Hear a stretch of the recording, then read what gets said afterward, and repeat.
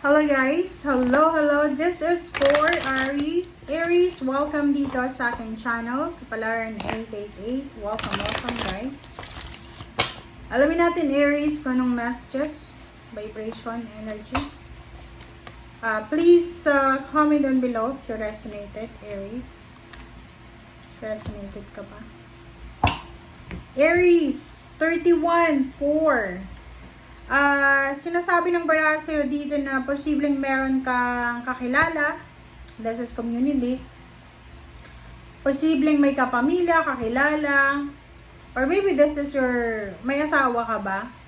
Kasi pwedeng asawa mo siya. Or pwedeng asawa mo siya.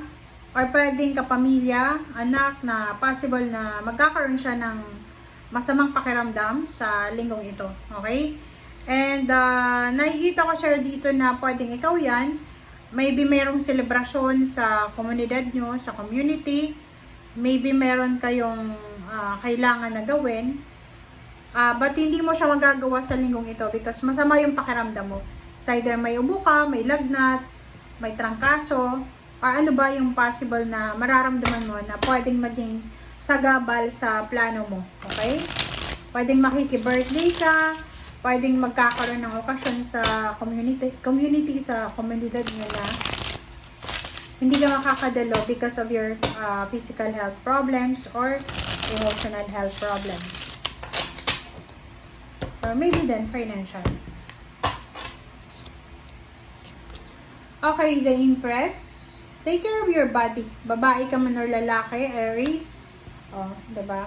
Sinasabi ng baraha sa'yo dito na kailangan mong alagaan ang sarili mo. Okay. Sa ilalim mo dito, meron kang temperance. Talagang temperance to. Diba? Nakakaloka ka, Aries. Aries! Sa linggong ito, okay, tingnan mo yung baraha mo. Sa linggong ito, tingnan mo siya.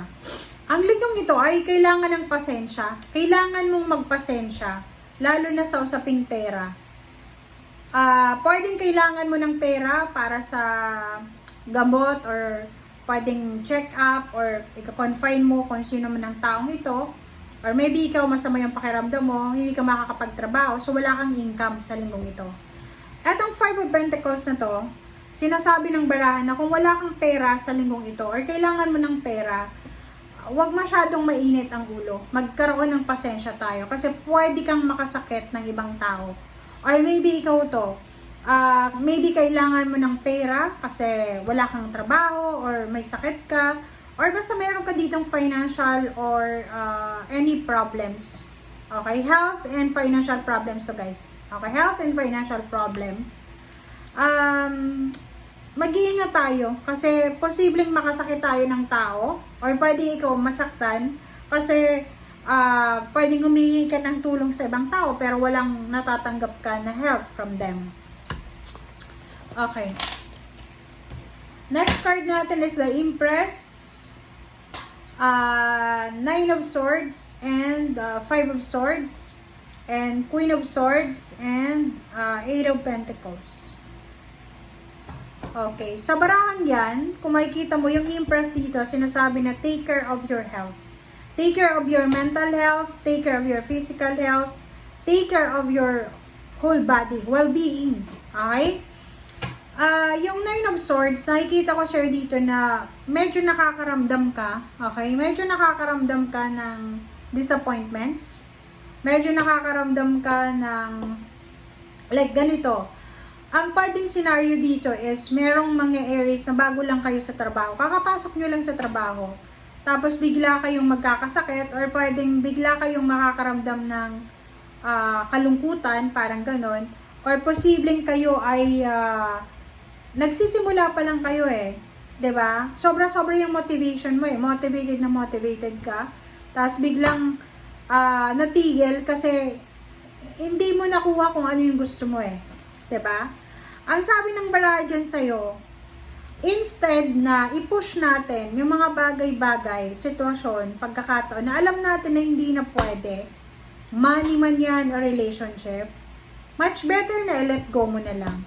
Like sa relationship, halimbawa sa relationship, panay away, gulo, may mga third party, alam mo na niloloko ka, nagpapatawad ka, tapos ang taong ito na pinapatawad mo, paulit-ulit kang niloloko, ganyan, ganito. 'Di ba? Nine of Swords Yung Nine of Swords, guys, is parang nararamdaman mo siya because of tinotolerate mo. Which is, sabi ng baraha dito sa Five of Swords, na kailangan mo nang i-let go. Trabaho yan. Limbawa trabaho na sobrang toxic na sobrang mahirap na parang itawid na trabaho. Oras na para i-give up mo siya. Yung direction mo dito, sinasabi ng baraha sa'yo dito na hindi mo alam, baka yung isang bagay, sitwasyon, pagkakataon, relationship na pinipigilan mo, ginaganon mo, pinipigilan mo, ay siya palang nagiging hadlang para makuha mo yung manifestation mo. Kasi tingnan mo to sinasabi sa'yo dito na in order for you to start again or start over, kailangan mong i-give up kung ano yung masakit sa'yo. 'Di ba? Etong Empress is new beginnings Every day we have parang opportunity na makapagsimula. Empress. Maraming bago, maraming pwede tayong gawin na pagbabago sa buhay natin. Pero, kung masyado tayong nakafocus sa past natin, or sa pain natin, or sa loneliness natin, or sa kung wala tayong mapupuntahan. Kasi parang tire. 'Di ba? Parang siya, wheels. 'Di ba? Pag yung tire ay walang air, hindi talaga siya gagalaw. 'Di ba? So, dito sa barahan to, sinasabi ng barahan na kailangan mong pagalawin ang buhay mo. Kung may mga bagahe ka na kailangan, like for example, umaakyat ka ng bundok, nag-hiking tayo. Okay, hindi mo naman pwedeng dalhin yung ref, yung television. Di ba? Kailangan, we need to travel light. So, parang ganun, ang buhay ng tao, kung gusto nating maging sensible, gusto nating maging maayos, is kailangan natin mag-travel ng konti lang. And Queen of Swords, sinasabi ng bara, once na na-let go mo na siya, kusang magbabago yung direction mo. Kumbaga, blessing in disguise. Like trabaho yan, may trabaho ka na ayaw mong i-give up. Sinasabi ng bara sa'yo na after mo i-give up siya, possible na may bagong trabaho na papasok sa buhay mo. Parang ganon. Relationship, karamihan sa relationship ganon, diba? I think, kahit anong tawag doon, sobrang hindi na maayos yung relationship, pinupush pa rin. Five of Wands, Two of Wands, so hindi ka makapag-isip. Tingnan mo. Diba? Ang nakikita ko sa'yo dito, there's an Aries na hindi niya alam kung anong gagawin niya diba? Marami siyang options, marami siyang choices na pinagpipilian parang ang gulo-gulo ng isip niya, ang gulo-gulo ng puso niya, ng damdamin niya, parang gano'n, and hindi siya makapag-desisyon.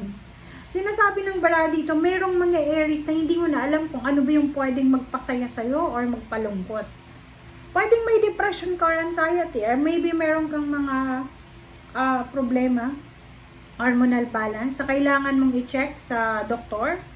Kasi, yung sabi sa'yo dito ng Nine of Cups na kung nalilito ka, nag-aaway-away yung isip at puso mo But, sinasabi ng barahan na kung gusto mo daw na magkaroon ng tahimik na buhay, kung gusto mo magkaroon ng stable na buhay, na love life, kailangan, simple lang, diba? Huwag tayong masyadong naghahangad ng mga bagay na imposible. Huwag tayong masyadong maghahangad ng karangyaan kung wala naman tayong trabaho. Kung trabaho natin is kumikita lang tayo ng konti.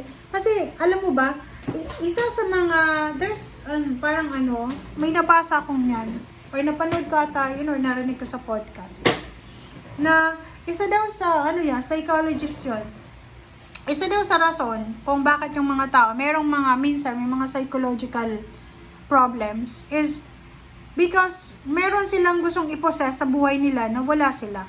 Like yung halimbawa, hindi mo kaya halimbawa, yung trabaho mo, konti lang yung sweldo mo, tapos nakikita mo yung kapitbahay mo, pareho kayo ng trabaho pareho kayo ng trabaho, pero yung sweldo nyo pareho din, pero yung mga expenses nyo magkakaiba. Marami siyang napundar, ikaw hindi. So, medyo yung selos daw, yung inggit, ay isa sa mga posibilidad na nakaka-trigger sa depression, sa anxiety ng tao. Okay? Lalo na daw, kung halimbawa na mayroon tayong inggit sa katawan natin, which is human being, lahat tayo naiinggit. Kung alam mo sa sarili mo na mabilis kang mainggit, mabilis after mong mainggit, diba? Pag nakaramdam kang inggit, mararamdaman mo na parang nangihina ka, na feeling mo, list ka na, ikaw na yung pinakamababa sa lahat. Pag ganun daw, wag kang masyadong magbabrowse sa internet. Lalo na yung mga, sa internet kasi ngayon, showcasing na ng, eto yung buhay namin, eto yung car namin, eto yung travel namin sa Europa, sa Amerika. So, kung ikaw ay medyo, alam mo yon, yung mabilis kang masaktan, wag kang masyadong magbabrowse kasi masasaktan ka talaga. Okay, so ang sekreto dyan is be contented. Maging kontento tayo sa kung ano lang yung meron tayo. Kasi wala naman tayong control dito sa mundo. Mayroon nga akong kilala Ang trabaho niya, nagtatrabaho, may full time siya sa umaga, sa gabi may trabaho pa siya na 3 hours, tapos gigising siya ng umaga kasi may part-time pa siya. So, bali dalawa yung part-time niya, isang full-time sa umaga. So, yung tulog niya is 2 hours lang. Pero, hindi niya alam bakit hindi siya yumayaman. Okay? So, ganun talagang buhay. Kasi every time na nakakakuha siya ng pera, nawawala din agad-agad. Wala naman siyang bisyo.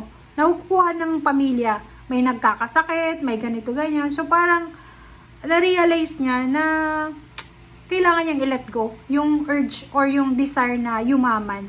Kaya ang ginawa niya, nilet go niya yung dalawang part-time. So, nag-focus siya sa full-time. Ayun, na-promote. Diba? Tumaas yung sweldo niya, hayahay pa siya. Diba? So, thank you guys for watching. Bye!